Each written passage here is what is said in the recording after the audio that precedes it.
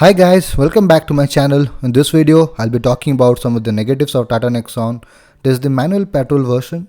Before I start, let me clarify that I can also list out 50 positives of this car too. I'm in love with this car. I've driven for more than 3000 kilometers in a single month, but no car is perfect. In this video, I'll be absolutely brutal about the negative things in the Nexon.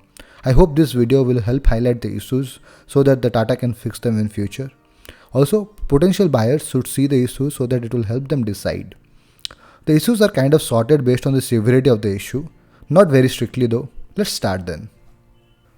When you take a manual car, the gearbox is really important. Please note the issues are specific to my car, but as this is happening with a lot of Nexon, I'm putting this in my list.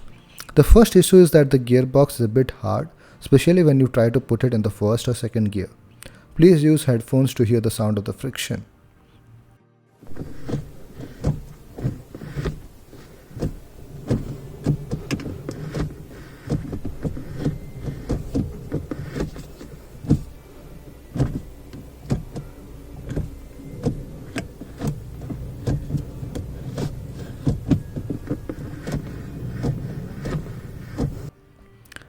Now this causes a little bit of pain in your shoulder when you drive for longer duration in city conditions. I also believe that the gear travel is slightly more. There's one more thing, the gear sometimes comes out of the slot. This has happened to me a couple of times while putting the reverse gear. Regarding the hard gear, I want to clarify that my issue got fixed when I gave the car for the first servicing, which is after around 2000 kilometers. Tata guys, if you're watching this is a key part of the car. You can't be doing this wrong because this issue is being raised by a lot of Nexon owners at the initial time. Why wait for the first service or get the car to the service center to get it fixed? Why not give it in a condition where we don't need the fixes? As far as I know, the 5-speed gearbox of Ultros doesn't have this. So why does the 6-speed gearbox of Tata Nexon have it? Now I have Nexon XZ Plus. There are two more variants which are above this variant, XZ Plus S and XZ Plus O. None of these three top variants have an auto-dimming iRVM. All of them have a manual day-and-night iRVM. Come on guys, this is not a place where you do cost cutting, especially for a car which boasts of being one of the safest car. At least give it in the top two variants or something like that. I'm a bit surprised why no one is talking about this. Now this is not an issue as such, but you need to get used to it. So what happens with Nexon's clutch is that it throws your foot with some force when you try to leave the clutch. One needs a day or two to get used to it, especially in a new car. I talked to the service center guy. He explained me that there are two types of clutch systems. One is a cable system and the other one is a hydraulic one. Now Nexon uses a hydraulic one. One needs to get used to this, which is fine I guess. But I would have preferred a normal clutch. Again, Ultros doesn't have a clutch issue like this. There are some design and ergonomic issues here. It is really difficult to use the power socket and USB. It is so deep that you really need tiny hands to use them. Also, there is no dedicated place to keep the mobile. The driving mode feature is a really good one. You can change the engine behavior completely. But does it have to be a big knob in the absolute center? It can be a knob in the dashboard too, right? This would have freed up a lot of space in the center console. That would mean two things. The gearbox could be more closer. That would really help people with short hands. Also, it would have made the power socket and USB area bigger and more useful. Currently, I keep my mobile here and use this cable so that it is not much messy. Also, this short cable going through the gearbox is better. I'll share the Amazon link of the cable in the description. Please note that this cable also supports Android Auto. I normally love analog or semi-digital MIDs in vehicles, but for some reason, my bike, which is a Yamaha FZ, and the Nexon both have digital MID. Not a big fan of digital tachometer. The thing that bugs me the most is there is a Tata car which is one segment below, some lakhs cheaper than Nexon, which has a better MID. Guess the name. It is Ultros. Not only it looks better and has nice animations, but also it has some useful features like it shows you if your tires are tilted when you start the car. Now Nexon had a facelift in 2020. Ultros was launched by then. So I don't see a reason why the BS6 Nexon doesn't have the same MID. I'm not very happy with the low beam performance of the Nexon. It should have been better. But as this issue can be solved by upgrading your headlamps, I'm not thinking much about this. Because of the thick A-pillar which provides Nexon its tank-like build quality, it creates a bit of problem with visibility also.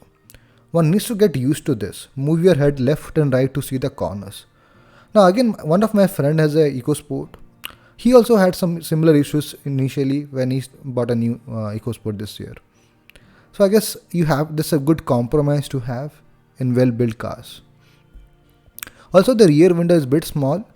A bigger rear window would have been better because this hampers the visibility of the driver of what's coming behind.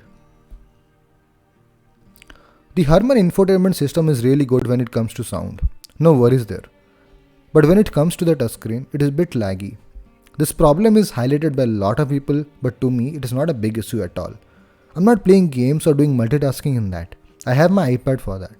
And the physical buttons and the steering mounted controls are anyways better to use in a moving vehicle. So not much of an issue. But the Android Auto feature, I thought that is a must while buying a car. Because when I plan to drive the car alone, I would prefer having a big 7-inch or 8-inch screen showing the directions in the middle.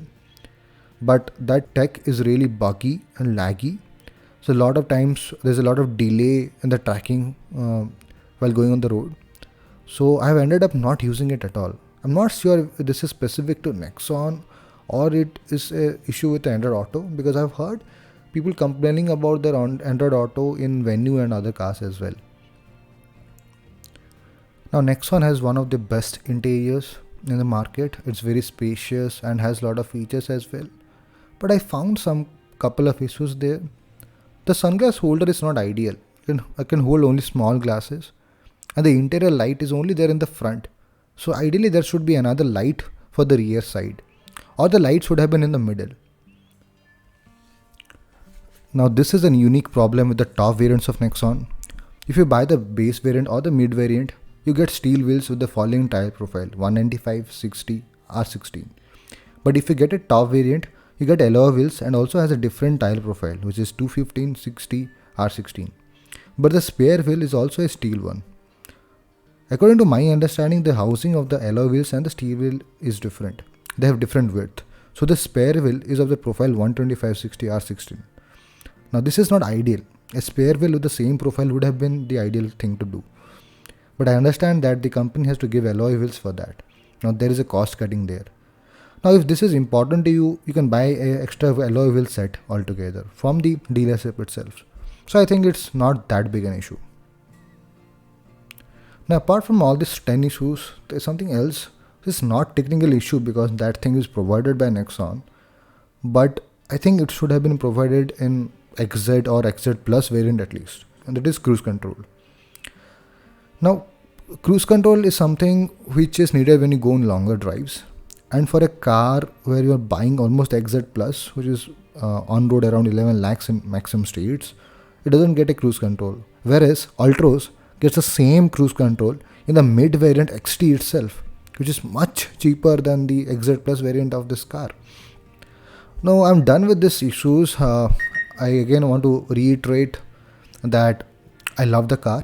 The car is like lot of good things about it, and I love going on long drive in this car. But yeah, I find these are the issues which Tata can fix in the longer run. And also, like, there are some fit and finish things which Tata can improve in the car. Some places feel okay that the quality of the plastic can be improved upon or something. But given that the Tata Nexon starts at a very low price with all the important engine and safety features there, I think that's a good enough compromise to have. I hope you like the video. If you have any more questions about the car, please comment. I'll try my best to answer them. And please like and share the video and subscribe to the channel if you have not yet.